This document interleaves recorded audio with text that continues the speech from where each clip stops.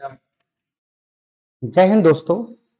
आज हम लोग पढ़ेंगे वक्फ संशोधन बिल है क्या, जो अभी आप लोग कुछ ज्यादा ही चर्चित में है। वक्फ बिल संशोधन हम लोग आज इसको बहुत अच्छे तरीके से क्लियर करेंगे, इसका इतिहास क्लियर करेंगे, ये क्या था और क्यों इसे बदलना पड़ा। ये सबसे इंपॉर्टेंट चीज यहाँ पे है। और जहां तक इसे देखा जाए तो इससे आने वाले एग्जाम में आपसे 10 से 12 प्रश्न और इससे ज्यादा प्रश्न भी बन सकते हैं, जो आपको सभी चीजें, वो सारी चीजें आपको इसमें दिया गया है, सारी चीजें इसमें आपको बताया गया है। ये है आपका एग्जाम के लिए क्वेश्चन। सारे वक्फ बोर्ड के जितने भी क्वेश्चन आएंगे वो सभी चीजें इसमें डाला गया है। ठीक है, तो शुरू करते हैं। क्योंकि सबसे पहले मन में आपके ये सवाल आएगा कि आखिर वक्फ है क्या, जिसके लिए इतनी चर्चा हो रही है, और वक्फ कितनी बड़ी है, जिसके लिए पूरा सरकार में, पूरे देश में, हर जगह आंदोलन का विषय बना हुआ है। क्या है वक्फ बोर्ड? सबसे पहले समझेंगे वक्फ का इतिहास। वक्फ का इतिहास क्या है, क्या रहा है वक्फ का इतिहास, वक्फ कहते किसको है, यहां ध्यान देंगे। 570 ईस्वी में पैगंबर मोहम्मद साहब, जो सभी इस्लाम धर्म का जिनको प्रवर्तक कहा जाता है, उनके समय में 600 उनके पास खजूर के पेड़ था, 600 खजूर के पेड़ था, और वही पेड़ों का एक बहुत बड़ा बाग था। उससे जो भी आमदनी होती थी, वो सभी आमदनी को पैगंबर मोहम्मद साहब ने, इस बाग से होने वाली सभी आमदनी से को मदीना से गरीब लोगों को मदद की जाती थी। जो भी मदीना जो शहर थी, वहां पे जितने भी गरीब लोग थे, वो सभी को मदद किया जाता था। किससे मदद किया जाता था? कि जो 600 अंगूर के जो बाग था, पेड़ों का जो बाग था, उससे जो भी आमदनी होती थी, उसी से इनको सभी लोग को मदद किया जाता था। शुरुआत वहीं से हुई है, और इनका एक एग्जाम्पल वक्फ बोर्ड के नाम पे दिया गया था। और हम आगे पढ़ते हैं तो 1206 से 1256 ईस्वी के बीच उस समय भारत में शासन चल रहा था दिल्ली सल्तनत का। दिल्ली सल्तनत काल था उस समय। तो दिल्ली सल्तनत के समय वक्फ बोर्ड की स्थापना की गई थी। उस समय भी ऐसा ऐसा प्रक्रिया हुआ था, तो लोग उसको वक्फ बोर्ड के नाम से, ठीक है, नेक्स्ट ध्यान दिए। गौरी ने, जो मोइनुद्दीन गौरी थे, उन्होंने अपनी मुल्तान की जो जामा मस्जिद था, उसको 2 गांव वक्फ बोर्ड के दान में दे दिया था। जो मुल्तान के जामा मस्जिद था, उनको 2 गांव वक्फ बोर्ड के नाम पे दे दिया था। वक्फ एक 1954 ईस्वी में एक अलग कानून बना। 1954 ईस्वी में वक्फ बोर्ड एक अलग कानून बन जाता है, और उसके बाद 1964 ईस्वी में सेंट्रल वक्फ बोर्ड काउंसिल की स्थापना हो जाती है। देखिए, वक्फ के बारे में पहले हम लोग क्लियरली एकदम आसानी भाषा में समझेंगे क्या है वक्फ बोर्ड। जैसे कि जब हमारा भारत आजाद हुआ था 1947 ईस्वी में, पाकिस्तान से कुछ मुस्लिम भाई चले गए थे, भारत से कुछ मुस्लिम भाई चले गए थे पाकिस्तान, और पाकिस्तान से कुछ हिंदू भाई आ गए थे भारत। तो जो वहां से हिंदू भाई भारत आए थे, उनका जो जमीन था वो वहीं पे रह गया।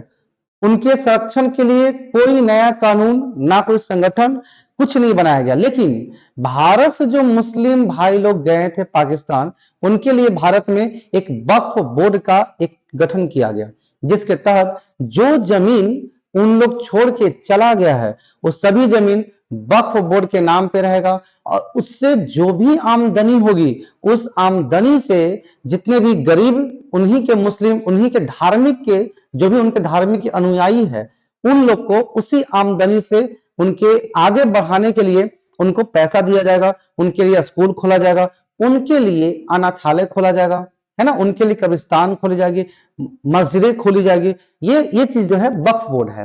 और वक्फ बोर्ड को एक और भाषा में अगर आप समझे कि अब क्या होता है, मान लिया जाए जो मुस्लिम परिवार है, उनके पास बहुत संपत्ति है, चल भी संपत्ति है, अचल भी संपत्ति है।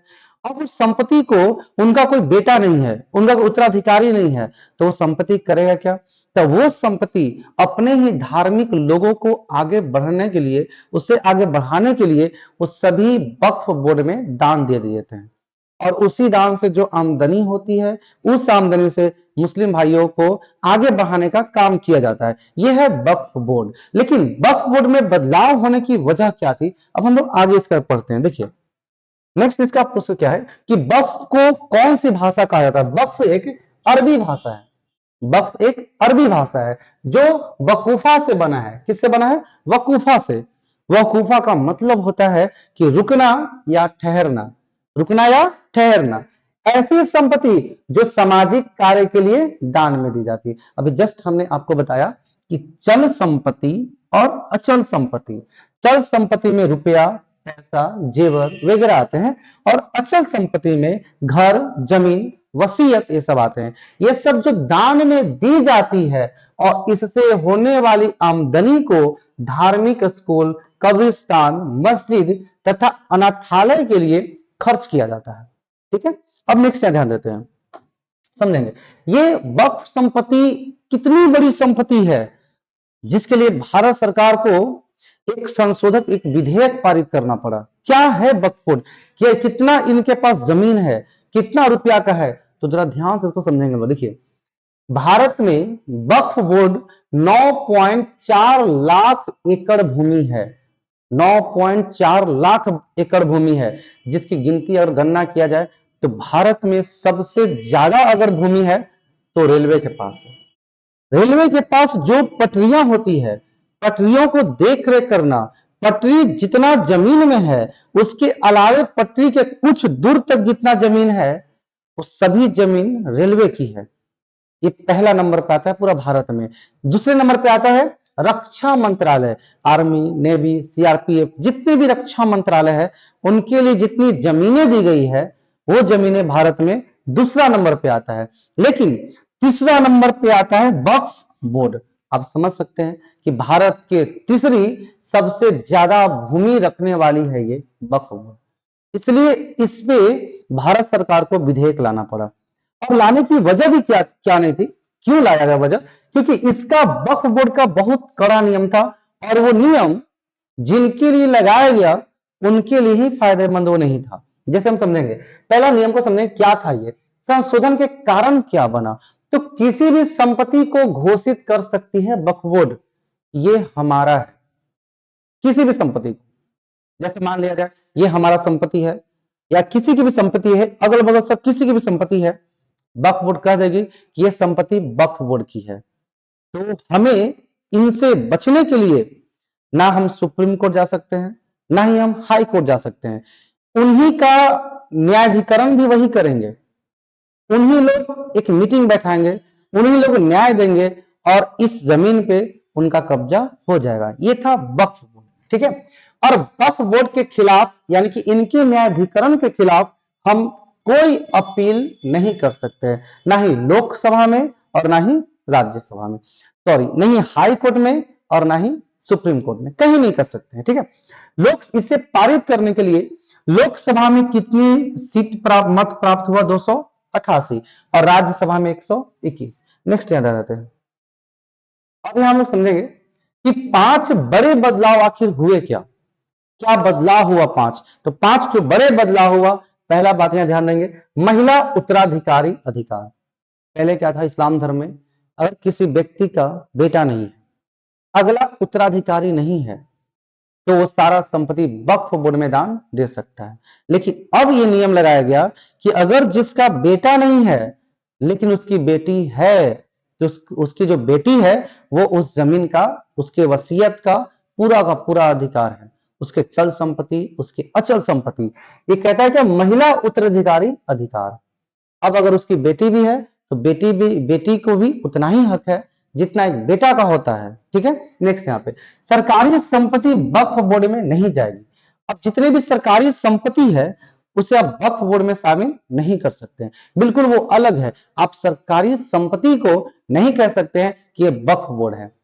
आज कुछ दिन पहले आप सुने होंगे जब महाकुंभ का मेला लगा हुआ था प्रयागराज में, तो जहां पे कुंभ मेला लगा था महाकुंभ, वहां पे चर्चा हो रही थी, वहां पे बात निकाला गया था कि जो कुंभ मेला जो है ना, जिस जमीन पे कुंभ मेला हो रही है वो वक्फ बोर्ड की है। तो ऐसे सरकारी संपत्ति पर वक्फ बोर्ड नहीं हो सकती उसमें। ठीक है, नेक्स्ट संपत्ति का स्वामित्व।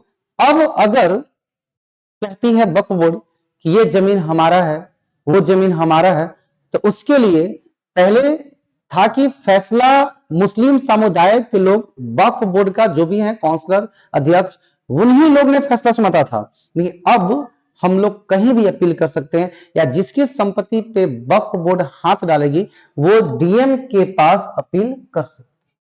उसका सर्वेक्षण कौन करेंगे? डीएम करेंगे। डीएम उसका सर्वेक्षण करेंगे। डीएम जहां सर्वेक्षण किया तो आप समझ जाइए कि राज्य, मतलब कि हमारा राज्य सर्वेक्षण करेगा। ठीक है, नेक्स्ट, गैर मुस्लिम अनिवार्य है। अब अगर जिस पर वक्फ बोर्ड कहती है कि ये जमीन हमारा है, तो उसका न्याय दिलाने के लिए, उसका न्यायाधिकरण के लिए गैर मुस्लिम होना अनिवार्य है। यहां पे एक सवाल बनेगा, कितने गैर मुस्लिम? तो दो गैर मुस्लिम। कितने गैर मुस्लिम? दो गैर मुस्लिम। आगे आपको सवाल में यह भी बताया जाएगा कि दो महिलाओं को भी शामिल किया गया है, अनिवार्य है वो भी। ठीक है, कोर्ट में अपील। अब आप अपील कहीं भी कर सकते हैं अगर आपके जमीन पे वक्फ बोर्ड हाथ डालती है तो 90 दिन तक, 90 दिन के अंदर हाई कोर्ट या सुप्रीम कोर्ट कहीं भी जा सकते हैं। वक्फ बोर्ड का मामला यहीं तक था। अब हम पढ़ लेते हैं कि वक्फ बोर्ड जो है इसमें कैसे कैसे सवाल आएंगे। ठीक है, ध्यान देंगे हम लोग। ये वक्फ बोर्ड का पहला सवाल है कि वक्फ बोर्ड को सबसे पहले कहां पेश किया गया था? लोकसभा। सबसे पहले कहां पेश किया गया था? लोकसभा। नेक्स्ट है वक्फ, बात समझेंगे, इसके पक्ष में कितने मत मिले थे? 288। और विपक्ष में कितने मत मिले? 232। विपक्ष भी कम नहीं था, विपक्ष 232 और पक्ष 288। नेक्स्ट, बैठक कितनी हुई थी? कितनी बार बैठक किया गया? तो 36 बार। बहस कितने घंटे हुई? तो 12 घंटे बहस हुई थी। गैर मुस्लिम सदस्यों की संख्या कितनी होनी चाहिए? 2, अनिवार्य है ये। नेक्स्ट है वक्फ संपत्ति का सर्वेक्षण कौन करेगा? तो डीएम करेगा। वक्फ बोर्ड में कम से कम मिनिमम कितनी महिला होनी चाहिए? तो मिनिमम महिला होनी चाहिए 2 महिला होनी चाहिए। जेपीसी ने 30 जनवरी 2025 को रिपोर्ट लोकसभा अध्यक्ष को सौंप दिया गया था। ठीक है, 44 संशोधन प्रस्तावित किए गए, लेकिन 4400 पारित नहीं हुआ, पारित हुआ 14। पारित कितना हुआ? 14 हुआ। ठीक है, धारा 40 को इस संशोधन के तहत हटा दिया गया। बोहरा और आगा खाने भी एक मुस्लिम समुदाय का लोग है, तो बोहरा और आगा खाने के लिए अलग वक्फ बोर्ड की स्थापना कराई जाएगी। जो बोहरा बोहरा जो लोग हैं और जो आगा खाने के लोग हैं उनके लिए अलग कराई जाएगी वक्फ बोर्ड की स्थापना। वक्फ संशोधन विधेयक को आर्टिकल्स 25 और 26 को उल्लंघन कहा कि वक्फ बोर्ड जो है, वक्फ बोर्ड जो है वो 25 आर्टिकल्स और 26 आर्टिकल्स एक उल्लंघन का काम करती है। ठीक है, अब नेक्स्ट यहां पे हम लोग ध्यान देते हैं। थोड़ा सा पहले एक्स्ट्रा चीज हम लोग समझ जाते हैं, सोचते हैं पहले कि क्या है ये चीज। देखो, ये कहा जाता है क्या, ऐसा जरूरी नहीं है ना कि ये जो चीज हुआ है वो केवल मुस्लिम धर्म के लिए हुआ है। जब हमारा भारत आजाद नहीं था उससे पहले बहुत ऐसे चीजें थी ना, हिंदू धर्म में भी और इस्लाम धर्म में भी, हिंदू धर्म में भी और इस्लाम धर्म में भी, दोनों धर्म में बहुत ऐसे चीजें थी जो एक सही नहीं था, जिसमें बहुत कुरीतियां शामिल था। जैसे कहा जाता है, हम देखते हैं हिंदू धर्म में था सती प्रथा। सती प्रथा, ठीक है, सती प्रथा में क्या था कि जिसका पति का डेथ हो जाता है, वाइफ को उसी के शमशान घाट में उसी के ऊपर रखकर जलाया जाता था। कहीं ना कहीं यहाँ पे भारत हमारा संविधान से चलता है, न कि किसी धार्मिक या नियम से, तो ये हमारे लिए गलत साबित हुआ, इसको बंद किया गया। नर बलि प्रथा, नर बलि प्रथा, नर को बलि देना, ये भी गलत था, बंद कर दिया गया। ठीक है, और भी कई सारी प्रथाएं थी जो हिंदू धर्म में एक कुरीतियां का काम करती थी। जैसे कि विधवा विवाह, पहले विधवा विवाह नहीं था, विधवा पुनर्विवाह कराने का प्रयास किया गया। तो ये जो चीजें है ना, ये हिंदू धर्म की कुरीतियां थी जिसे समाप्त किया गया। उसी प्रकार इस्लाम धर्म में भी एक कुरीतियां थी, वो 3 तलाक। 3 तलाक, 3 तलाक था ये। 3 तलाक का मतलब है 3 बार तलाक तलाक तलाक कहने से रिश्ता परमानेंट खत्म। ठीक है, तो इस चीज को सरकार ने बंद किया, इस चीज सरकार ने बंद किया। हालांकि इसके लिए अलग से वीडियो बना देंगे हम। ये जो सरकार ने इसे बंद किया था, इसमें पहले जो एफआईआर हुई थी वो मुस्लिम महिलाएं ने की थी, और उसी एफआईआर की वजह से और आगे बढ़ते बढ़ते बात बढ़ते गया, फिर एक संशोधन विधेयक पारित किया गया और 2019 में इसे बंद कर दिया गया। ठीक है, इतना आज के लिए धन्यवाद, थैंक यू।